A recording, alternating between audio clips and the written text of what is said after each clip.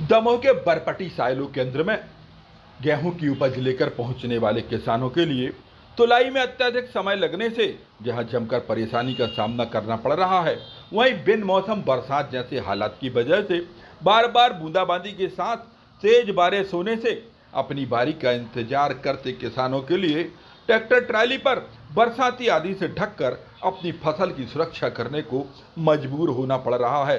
लंबी लंबी लाइनों के साथ कतार में लगे किसान अपनी ट्राली और अपनी तुलाई की बारी का इंतजार करते प्रतिदिन देखे जा सकते हैं। वहीं लगातार चल रहे साइलो केंद्र की मशीनों के सिस्टम को शांत करने के लिए भी इन्हें कुछ देर के लिए बंद किया जा सकता है, जिससे देरी के हालात बनते हैं। इधर बारिश भरे हालात में साइलो केंद्र में पहले से रखी गेहूं की उपज जबरदस्त तरीके से नुकसान की शिकार हुई है।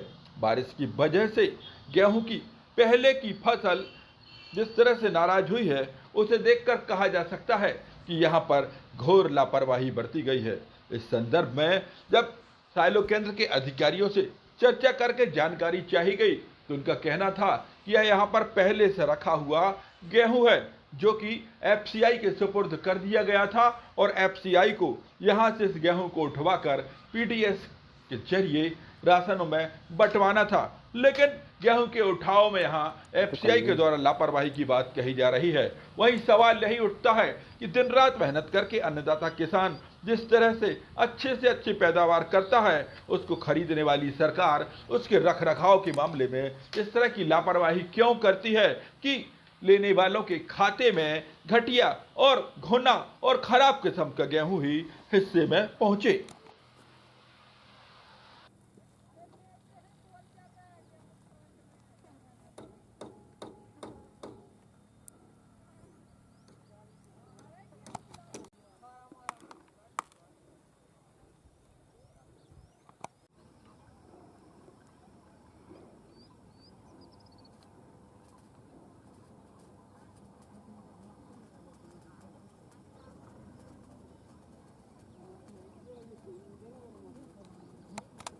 ये माल पीडीएस में जाना था, जो उसका उठाव नहीं हुआ है, उसके लिए हम नान में भी लेटर दिए हैं और वेयर हाउस में भी लेटर दिए।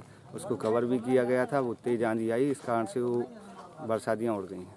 सर, लगातार 4-4, 5-5 दिन से किसान लाइन में लगी होती है, क्या प्रॉब्लम आती है ऐसी? कुछ किसान बोल रहे हैं कि काम बंद हो जाता है। पिछले 3 दिन से मौसम की सबसे ज़्यादा समस्या चल रही है, जिसके कारण से काम बाधित होता है। अभी भी पिछले 3 घंटे से बारिश के कारण काम बंद है और अगले 1 से 1.5 घंटे और बंद रहेगा, उसके बाद काम चालू होगा। ये मशीनें लगातार कितने समय में ख़राब हो जाती है?